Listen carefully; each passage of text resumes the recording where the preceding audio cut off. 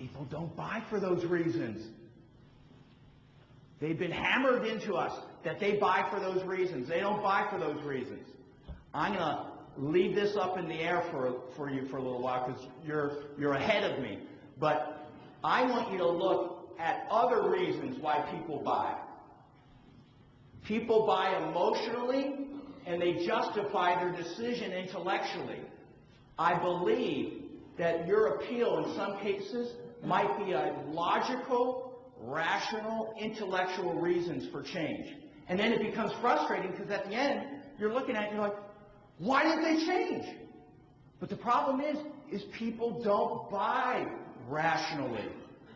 And unfortunately, our sales strategy appeals to the rational element of why they buy. And that's why I think too often it's a hit and miss. So I'm going to really spend a lot of time exactly on that proposal. How do we find out? Do they have a compelling reason to change? And how can we build a business case for change? Not a product case or a corporate case for change. So I'll address that. The gentleman in the black shirt. You're on a good track. I think the issue you have at that point in the early sales cycle is you have very little relationship and very little trust. Yes. Engendered between you and the prospect. You got to get some of that going. You got to get traction with that early on. How do we gain that initial trust early in a sales call when our customers have a natural inclination to resist our message and, just as importantly, to share sensitive information? By giving them value, by giving them information. See, now that's where I'm going to challenge you. I don't believe you can gain trust like you used to by giving information, because they are so accustomed to hearing the same information spewed out by everybody. So I want you to think, I want to give you an option on how to think about this a little differently, and you can decide if you like it. I think the way you gain trust is you extend trust. The way you gain curiosity is not through information, but through trust. And my process will define, in order to get someone to feel comfortable to share information, you have to extend a gesture of good faith. To gain trust, you must give trust. Or, to gain control, you must give up control. So, first name? Mitch. Okay. Everybody's Mitch. Mitch, okay. Mitch. Mitch, thanks for inviting me in today. I'm not sure if it helped you or if what we have is specifically right for you. With your permission, I'd like to ask you some questions, find out what some of your challenges are, some of your issues. Feel free to ask me some questions about our company and our capabilities, and hopefully at the end of the meeting, we can make a decision as to whether it makes sense for us to go any further. By the way, if it doesn't, feel free to what? To tell me so, and I'll graciously get out of your way. I believe the way you get someone to feel comfortable is you got to, at least initially, put yourself in a less comfortable position. Because it's the truth. The reality is, just like you said, we know we can help them. We know we have a superior product, but that's irrelevant. What's the only important part in that equation that's missing? Are they willing to admit it, and do they believe that you can help them? That's the truth. So for us to go in and say we can help you is dribble. Doesn't matter if we can help them. It only matters is whether they're willing to admit that they need help, and then most importantly, are they willing to share valuable and sensitive and important information to help you believe that change makes sense to them based on their perspective. That, I think, is where, and that is what I call a change agent mentality. Nothing to prove, nothing to disprove.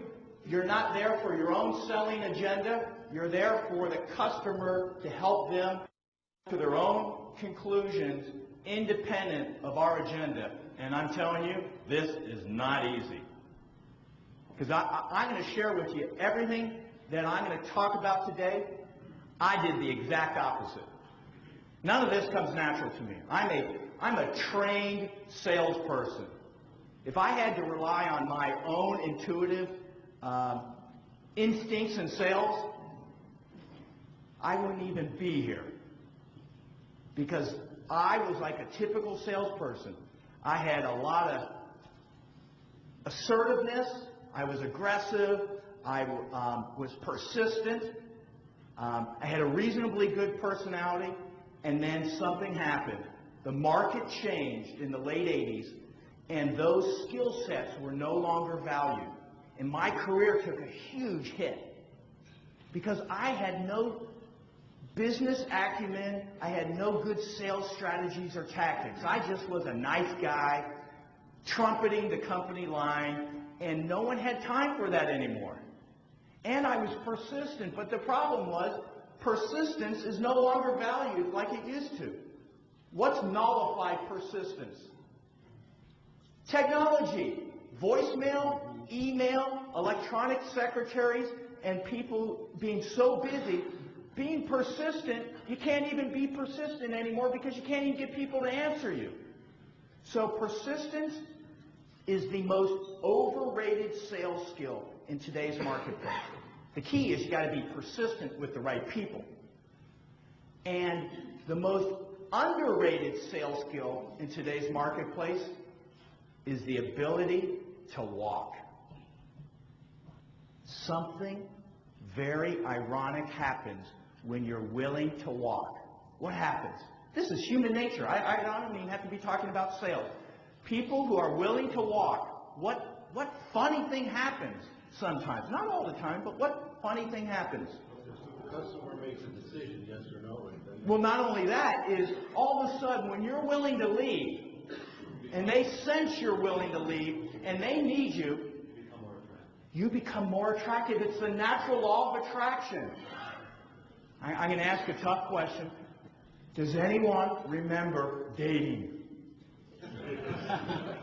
Some of us don't even want to think about it. What was the least attractive trait in someone? Is neediness. The person who needed the date the most rarely got it. Begging. You have salespeople who are needy. They have a sales strategy that relies on getting approval.